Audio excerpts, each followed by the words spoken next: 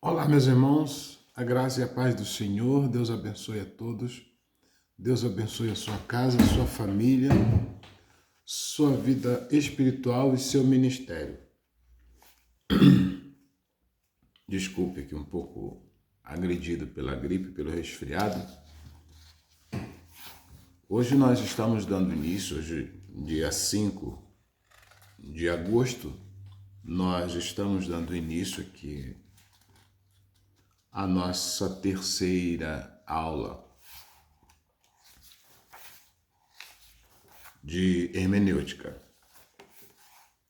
Terceira aula de hermenêutica, nós vamos trabalhar aqui alguns textos com vocês e hoje nós vamos falar sobre a regra áurea da hermenêutica, a primeira regra da hermenêutica, a mais importante das regras, figuras, linguagens retóricas. Entre outros textos, nós falamos a percepção, a investigação da geografia, da historicidade, explorando os ramos da área política, da área econômica, da área religiosa.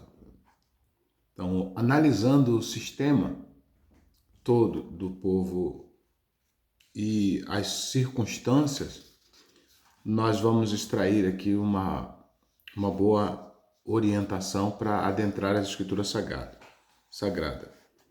E agora, na nossa primeira regra, né, a primeira regra da hermenêutica, que é a Bíblia interpreta a própria Bíblia. Aí, a Bíblia tem 3 tipos de linguagens essenciais para que se possa fazer uma boa interpretação, um bom estudo, uma boa leitura. Então, a Bíblia ela se interpreta literalmente, simbolicamente e se interpreta figuradamente. Então, você leva em consideração a figura, a literalidade, a literatura na sua estrutura e o simbolismo bíblico. Tudo isso ajuda demais na interpretação. Então, essas 3 formas de interpretar a Bíblia, elas precisam estar claras e evidenciadas dentro dos estudos feitos pelo aluno que estuda teologia. Então, são a linguagem literal, a linguagem simbólica e a linguagem figurada. Claro, toda ciência ele tem seus princípios, suas técnicas e sua ética. Na hermenêutica não é diferente. Ela também tem sua ética, seu regulamento, suas normas, sua técnica. Por isso que se diz, né, a Bíblia interpreta a própria Bíblia, que é a regra áurea, a regra de ouro da interpretação dentro das técnicas de hermenêutica. Existem 3 modos de interpretação erroneamente a palavra de Deus: omitindo, acrescentando e torcendo. Esses 3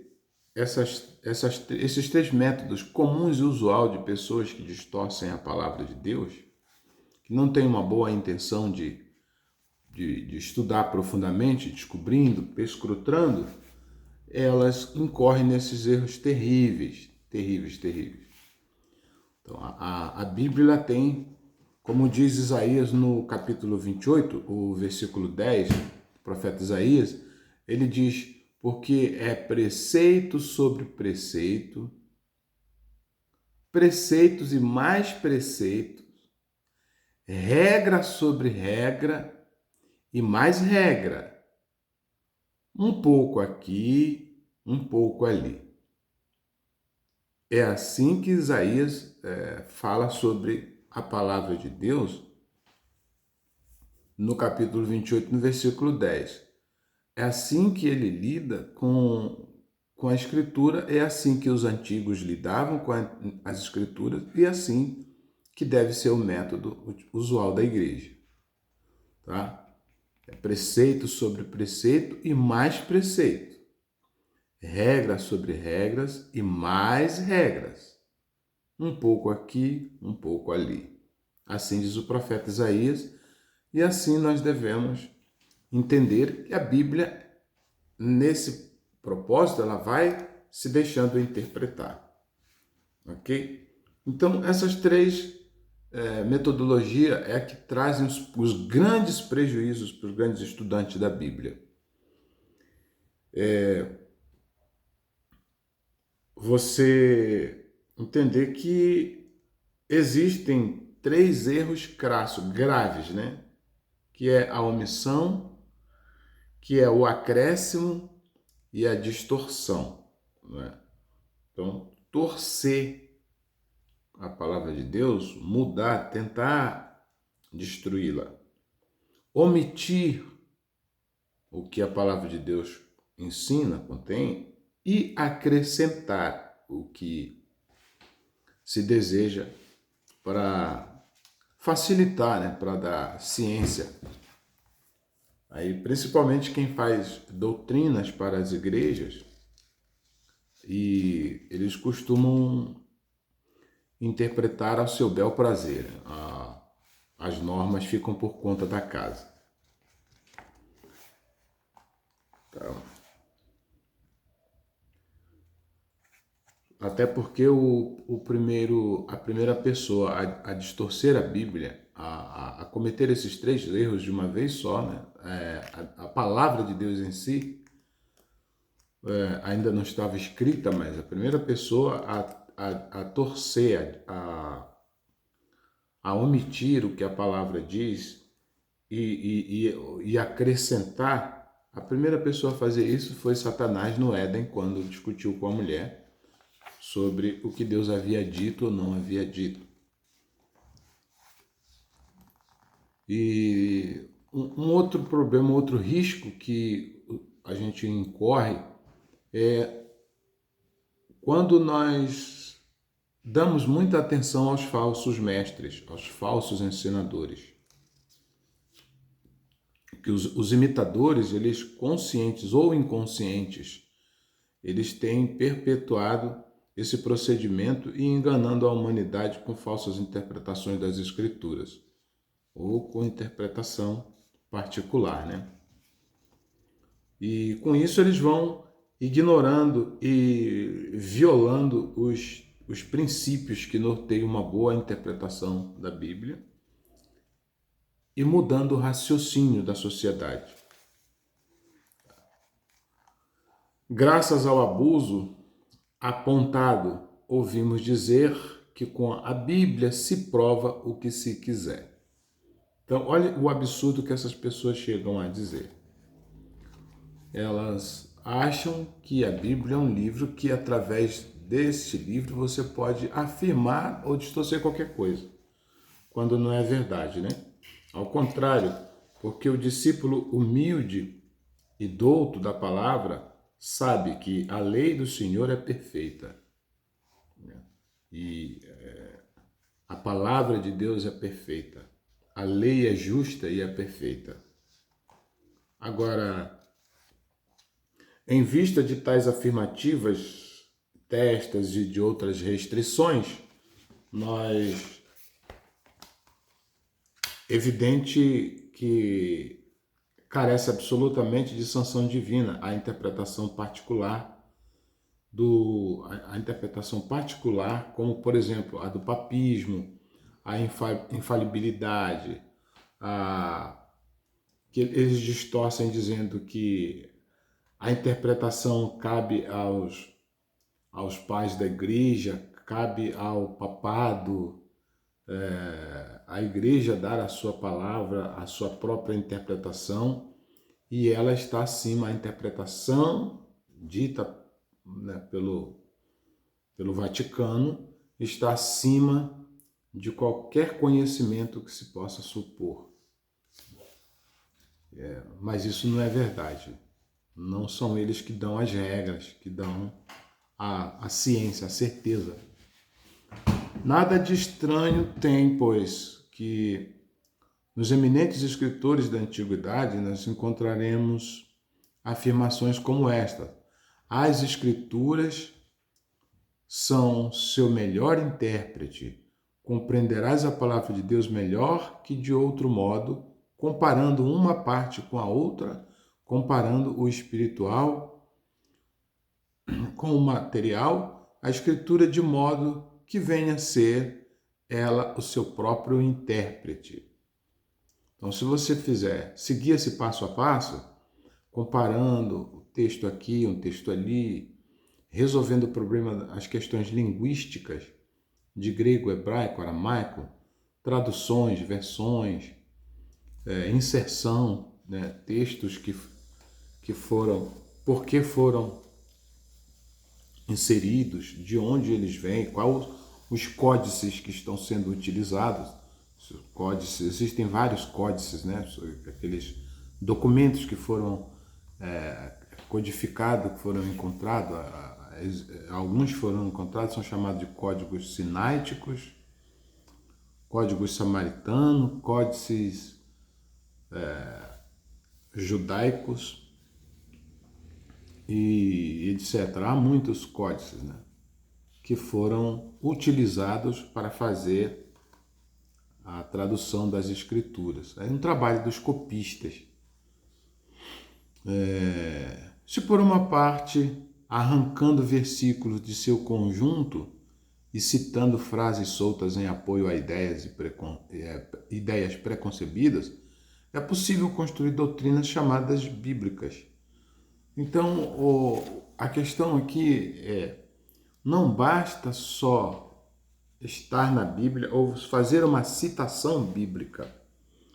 É preciso compreender a natureza da interpretação, o conteúdo do texto, a ideia do autor, a sua inteligência escriturística, a quem se dirigiu, e sempre fazer as perguntas, né? Como você estuda jornalismo, os jornalistas passam 5 anos na faculdade estudando essas perguntas: por que, como, quem, quando, onde. São 5 perguntinhas básicas que eles passam a vida toda estudando. Você acaba de responder, ele pergunta por quê. Aí você responde por quê, ele diz, mas onde? E vai fazendo. Quem? Como isso é possível? Como se deu aqui? Então, utilizando esse método de questionamento, você vai avançando, os textos vão falando com você, você vai tendo respostas mais objetivas.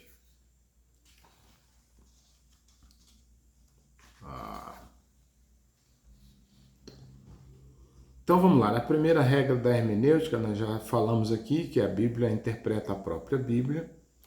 É preciso, então, aqui fazer uma reafirmação para maior aproveitamento, além do auxílio divino que em tal averiguação há modos de proceder que nenhum leitor da Bíblia deve ignorar, sendo sempre necessário ter em conta o princípio fundamental que o livro há de ser seu próprio intérprete, de cujo princípio se deduzem outros e chamados de regras ou pautas de interpretação.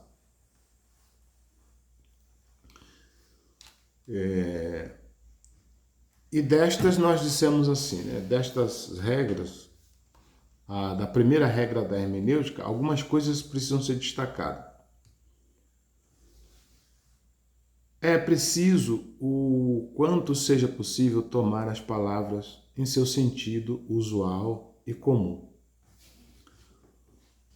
Regras sumariamente natural e simples, porém da maior importância, pois ignorando ou violando em muitas partes das Escrituras não terá outro sentido que aquele que queria conceder o capricho humano. Tá certo? Por exemplo, houve quem imaginasse que as ovelhas e os bois que mencionam o Salmo de número 8 eram os crentes, enquanto as aves e os peixes eram os incrédulos. Donde se conclui, em consequência, que todos os homens, queiram ou não, estão submetidos ao poder de Cristo. Se tivesse sido levado em conta o sentido usual e comum das palavras, não se teria caído nesses erros semelhantes. Porém, tenha-se sempre presente que o sentido usual e comum não equivale sempre ao sentido literal. Sentido literal, sentido usual ou comum. Então, se você ler um texto, você vai precisar extrair as linguagens contidas dentro desse texto, para você poder entender o que realmente ele está falando naquele momento. Os escritores sagrados, eles não se dirigem a certa classe de pessoas privilegiadas, mas ao povo em geral. E, por conseguinte, não se servem de uma linguagem científica, seca, mas figurada e popular.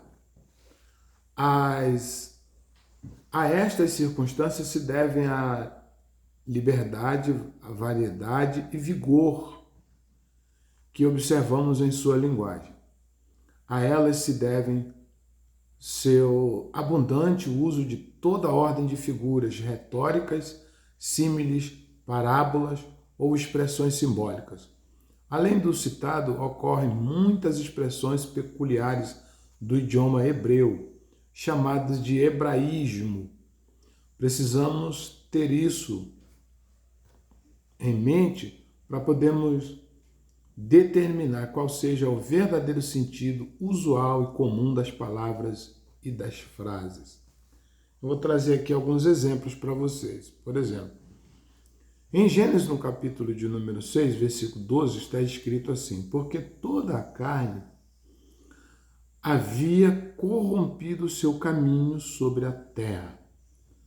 A versão revista e corrigida. Tomando aqui as palavras carne e caminho no sentido literal, o texto perde o seu significado por completo. Mas quando você toma aqui toda a carne no sentido de humanidade e caminho no sentido de preceito, de conduta, de costumes, quando você tem esse entendimento, então o texto se esclarece por si só, à medida que você vai utilizando a observação de uma linguagem usual e comum. No nosso segundo exemplo, Jesus pergunta: qual é a mulher que, tendo 10 dracmas, se perder uma, não acende a candeia, varre a casa, à procura diligentemente até encontrá-la? Neste versículo, tomando ao pé da letra, embora nos apresente uma pergunta interessante, nós estamos de longe, muito distante de compreender realmente que verdade está encerrada nesse texto. Porém, nós sabemos que contém uma parábola cujas partes principais e figuradas requerem uma interpretação e designam realidade correspondente às figuras. Nós não vamos aqui já agora uma pergunta. Nós vemos aqui uma pergunta e realidades correspondentes. Essa pergunta é interessante, mas uma mulher que representa, por exemplo, é a mulher que representa Cristo, um trabalho dedicado para ir em busca, e a dracma aqui representa o homem perdido, que Cristo vai encontrá-lo. Dentro da parábola você percebe as figuras de linguagem a serem interpretadas. Então a Bíblia, nesse contexto, ela vai interpretando a si própria.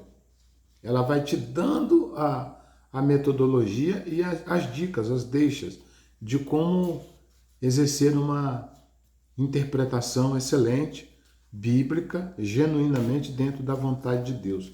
Até para que você não corra ou não incorra no risco de assumir para si a responsabilidade da afirmação de um texto qual o próprio autor da Bíblia, que é Deus pelo Espírito Santo, ele não tenha feito essa afirmação. Profetizando a respeito de Jesus, Zacarias disse: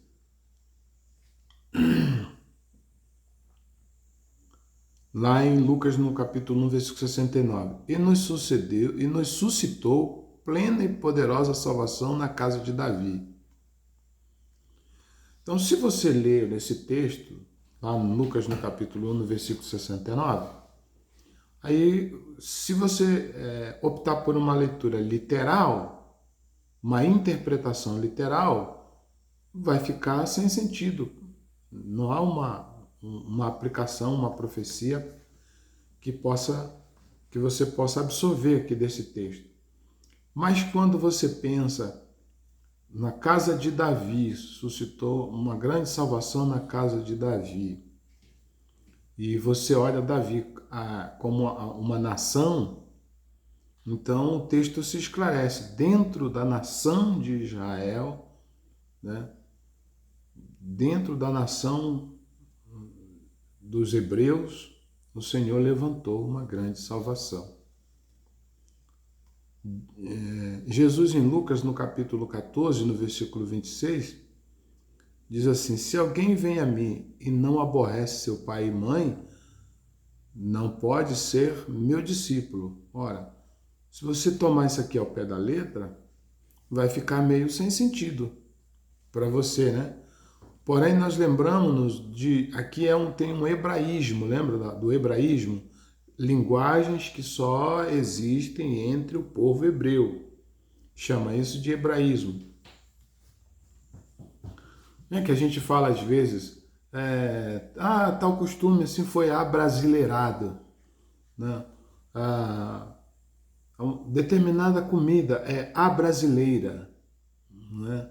Então, isso é porque só existe no Brasil, ou é um modo brasileiro de se fazer ou de se dizer, ou de se proceder. Assim também na língua portuguesa, nos idiomas e no hebraico, dentro da cultura judaica, ela tem alguns costumes e modelos que só se aplicam lá, né? Principalmente nos tempos mais antigos, mais remotos.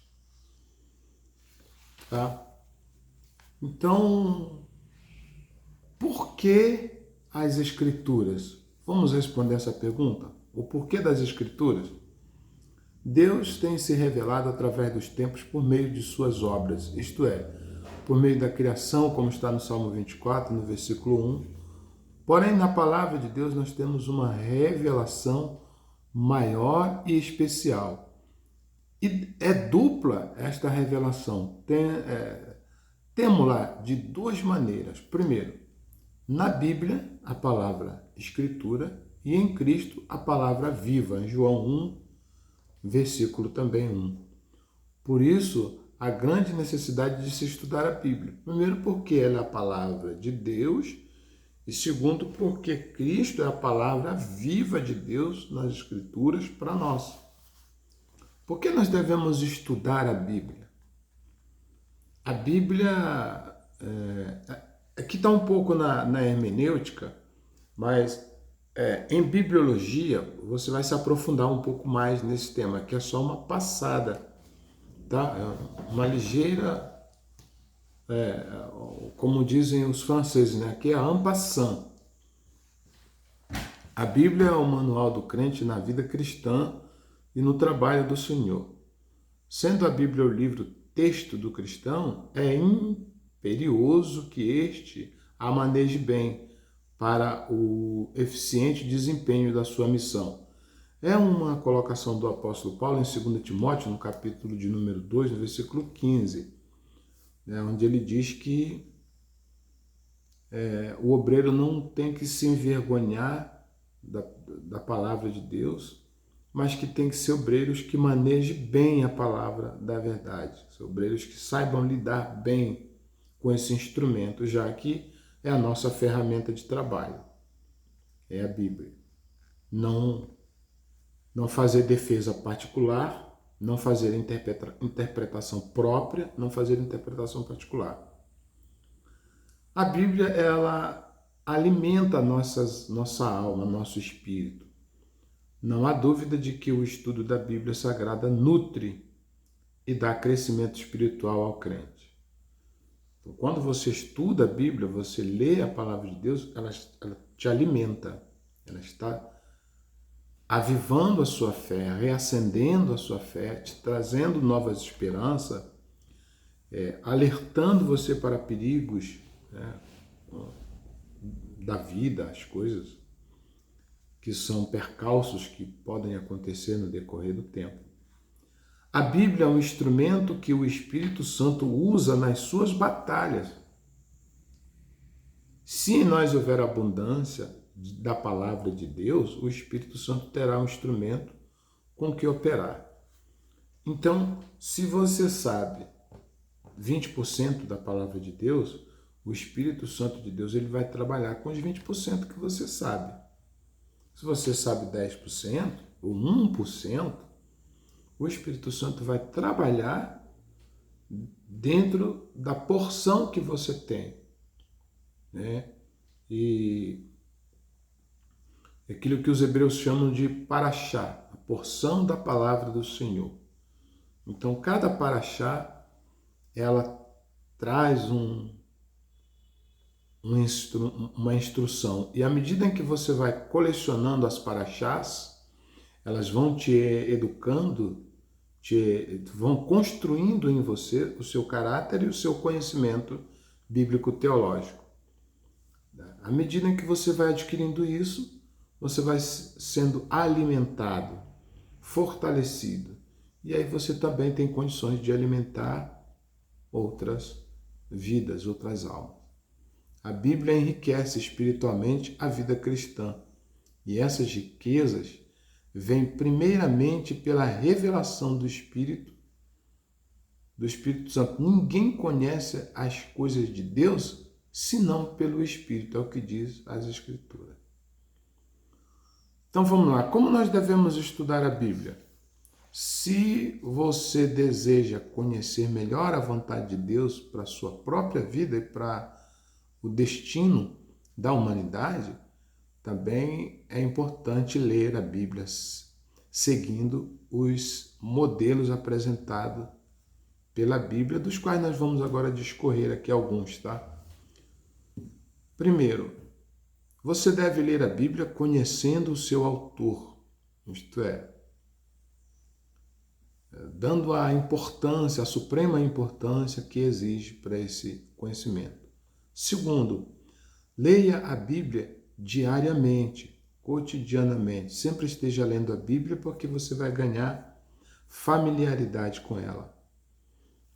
Você vai ter mais envolvimento, mais aptidão, você vai ter mais desenvoltura lendo a Bíblia. Quanto mais vezes, quanto mais você puder lê-la, melhor. Leia a Bíblia com a melhor atitude mental e espiritual, isto é de capital importância para o êxito do estudo bíblico. A atitude correta é a seguinte: estudar a Bíblia como a palavra de Deus e não como uma obra literária qualquer, não como um livro qualquer. Estudar a Bíblia com oração e em atitude de reverter e de reverente devoção, e não apenas como utilizando só o intelecto para lê-la, para entendê-la. As riquezas da Bíblia são para os humildes que temem ao Senhor. Quanto maior for a nossa comunhão com Deus, mais humildes seremos.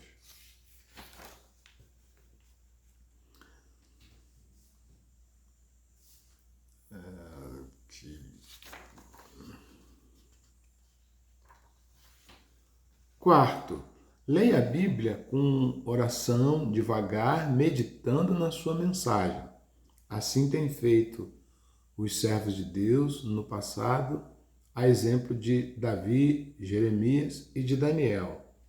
E, inclusive, Daniel entendeu pelas Escrituras chegada lendo as Escrituras, que o tempo do cativeiro, o final do cativeiro havia chegado, aquele cativeiro babilônico. Durava 70 anos, durou 70 anos o cativeiro em Babilônia, ele entendeu pela escritura de Jeremias que havia chegado. Então, lendo as escrituras, interpretando, lendo com diligência, com inteligência, com humildade, com oração, devagar, sem pressa, porque nós temos esse problema da teologia fast food, que estão formando pessoas sem estrutura, que elas se alimentam com qualquer coisa, com uma coisinha, elas não têm paciência para ficar na igreja ouvindo, elas não têm paciência para ficar horas lendo a Bíblia. A gente aprendeu hoje a passar horas, dias, né, assistindo séries de TV, mexendo em celular e nas redes sociais. A gente passa horas naquele negócio ali, quando vai ler as escrituras não tem paciência para ficar meia hora, uma hora, é muito tempo. A gente já se cansa. Então é uma geração que não desfruta de um alimento saudável, não tem estrutura e facilmente vai fracassar na fé, ou vai ficar vivendo aquela gangorra, sabe? Que ele sobe e desce, assim, porque lhe falta essa estrutura.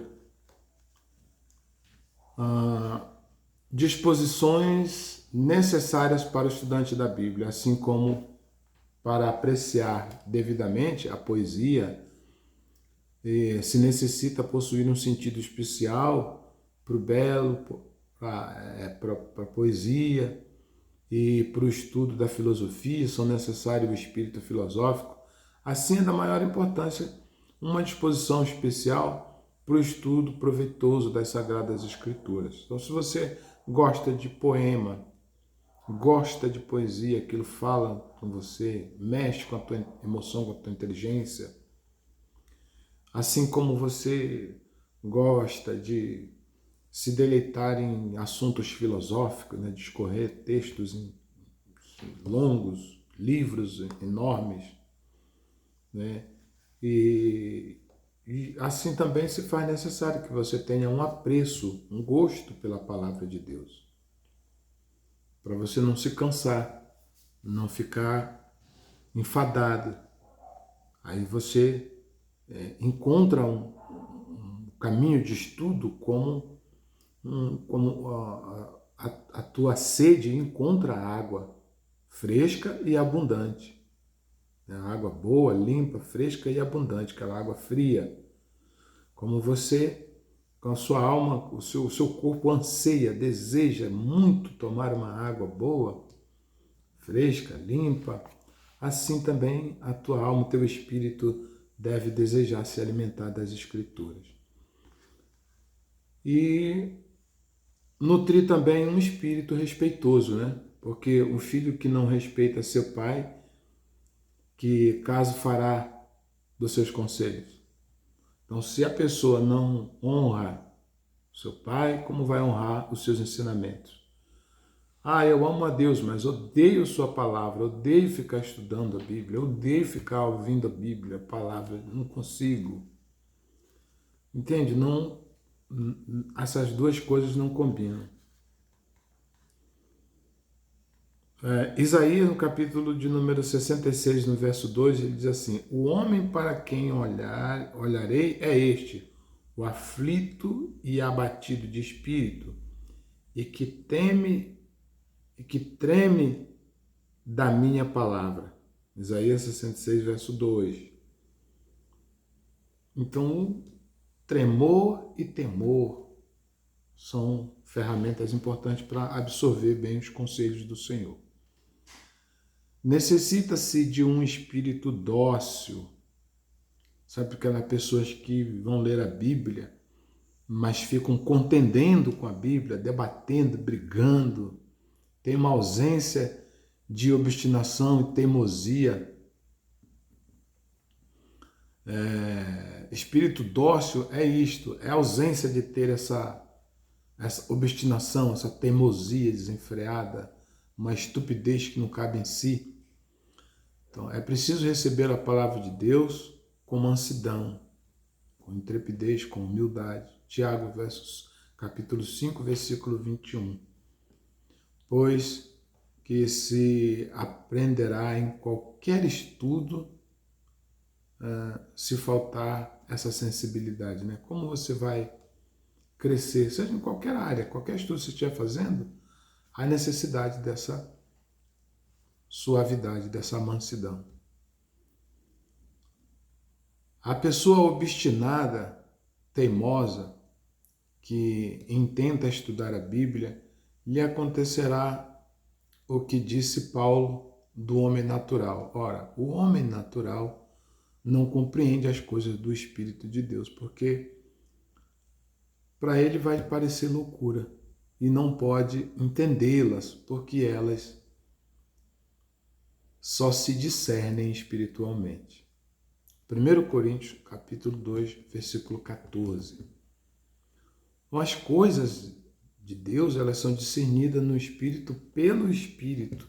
Se a pessoa tiver um espírito de mansidão, humildade, submissão, inteligência, vai conseguir. Necessita de um espírito desejoso, conhecer a verdade, como está em João 19, versículo 21. Tenha-se presente que o homem, por natureza, não possui tal coração. Antes, pelo contrário, um coração que foge da verdade espiritual, desculpe, e abraça com frequência o erro. A luz veio ao mundo e os homens amaram mais as trevas do que a luz. Está lá em João 3, no versículo 19. Então, não dá para ter um coração obstinado, raivoso e entender as Escrituras Sagradas como palavra de Deus.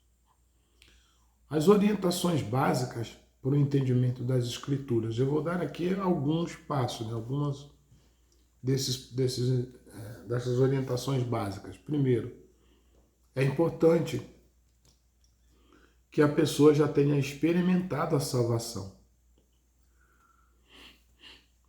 1 Coríntios 2,14. Ora, o homem natural não compreende as coisas do Espírito de Deus, porque ele é natural, que para ele vai parecer loucura. 2. Ler, estudar, conferir diariamente. O que faziam aquele pessoal de Bereia, né? Chamado crentes bereanos, lá em Atos 17, versículo 11. Interpretar literalmente, em harmonia com o texto e passagens correlatas, sabendo que, primeiramente, isto, nenhuma profecia das Escrituras foi produzida por vontade humana. 2 Pedro, o capítulo é o 1 e o versículo é o 20. Terceiro, saber dividir as Escrituras. Que dispensação? Dirigido a quem? Dito por quem? Assim você vai conseguindo procurar entender melhor as Escrituras. Segundo Timóteo, o capítulo de número 2, o versículo 15, o apóstolo Paulo diz, olha, procura apresentar-te a Deus aprovado, como obreiro que maneja bem a palavra da verdade.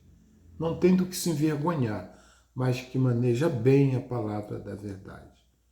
Né? Procura apresentar-te a Deus aprovado como obreiro que não tem do que se envergonhar e que maneja bem a palavra da verdade, ok?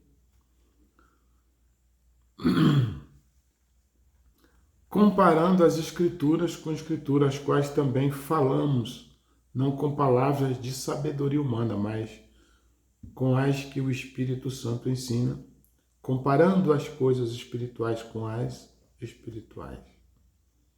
1 Coríntios 2, versículo 13. E aplicar, pôr em prática e pregar. Filipe, por exemplo, tem aquele episódio do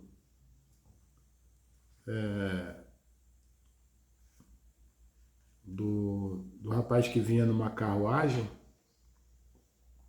e o Espírito levou ele até onde estava a carruagem e ele pergunta para o homem, diz assim, você entende o que você está lendo nas Escrituras? E ele disse, não, eu não entendo, como eu posso entender aqui se não tem alguém que me explique? E ele não sabia se ali falava do profeta ou se falava do Messias. E aí, Atos no capítulo 8, no versículo 35, diz que Filipe começou a anunciar as Escrituras àquela pessoa.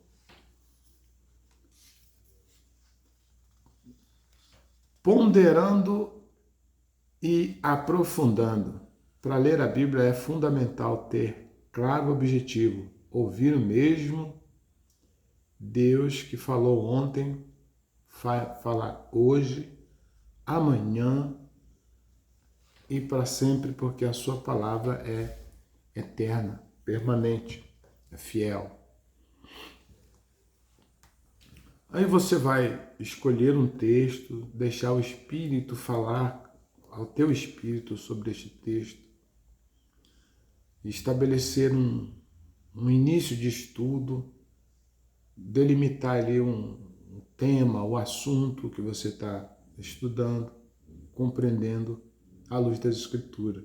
Considerar que a escolha de um texto, bem como todo processo exegético, depende do lugar social, histórico, leitor e de suas opções de vida.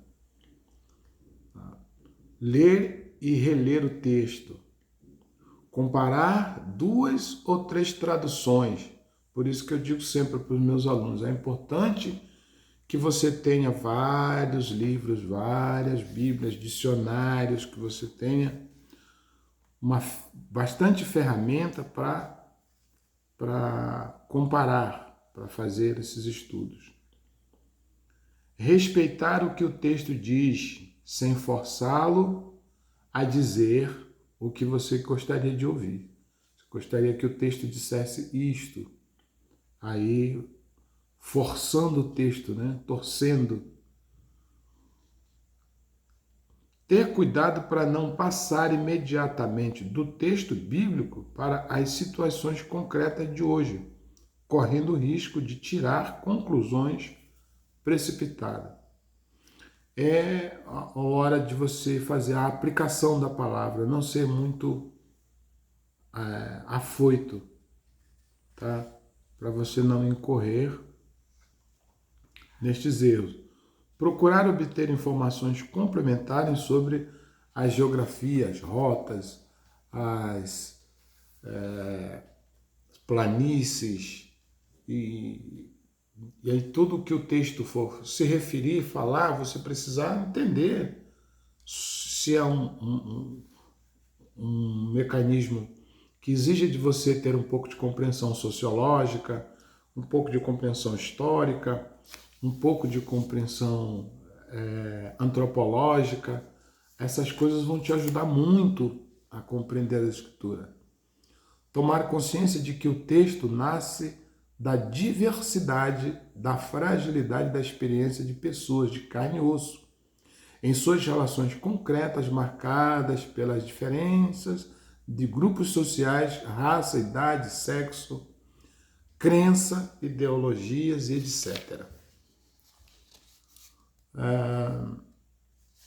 Ter presente que a memória bíblica nem sempre guarda a marca concreta das pessoas com seu corpo, seu nome, sua voz, sua atuação. Isso exige ler o texto e ir além dele. Uma atenção especial deve ser dada a omissões e aos silêncios. Então, onde a Bíblia não fala, onde a Bíblia cala, você não deve falar, colocar suas palavras onde a Bíblia fez silêncio. O que você tem que saber é entender por que ela está em silêncio. O que ela quer dizer no silêncio. Então, esse é o momento que você precisa ter calma, cautela, cuidado, e não encaixar ali uma palavra tentando ajudar a Deus, ajudar a palavra de Deus. Isso não se faz. Lembrar-se que a Bíblia é o livro da comunidade. Por isso é importante fazer leitura e estudo em conjunto, respeitando e acreditando na sua comunidade, no seu grupo de estudo. Um método é apenas uma ferramenta para facilitar a leitura da Bíblia. Seguir os passos propostos ajuda a pessoa a não se perder no caminho. No entanto, como o tempo, através do estudo e da convivência com o povo, cada um vai encontrando o seu próprio jeito de estudar e saborear um texto bíblico. Esplendoroso, né, essa explicação. Então, respeitar a cultura, respeitar as terminologias, as figuras de linguagens, respeitando a formação do autor, respeitando a sua intenção, sua localidade, a sua presença, o seu tempo, extraindo as circunstâncias e as coisas que estão em volta desse texto, não é? Uma boa interpretação do texto é você sempre ler de 3 a 5 textos acima e de 3 a 5 abaixo. Tá? Então você está lendo um versículo, você lê um versículo, ficou difícil para entender? Leia o contexto. Leia pelo menos 3, 4, 5 versículos acima ou 5 versículos abaixo, ou quer dizer, os 5 versículos acima e os 5 versículos abaixo. Aí você vai compreender, tá? E até aqui nós terminamos a lição de número 3. Que Deus abençoe você, que Deus abençoe seus estudos, que Deus abençoe sua mente para absorver conhecimento, uma boa interpretação. Que Deus ajude sua casa, seu ministério, sua fé. Deus te abençoe, em o nome de Jesus.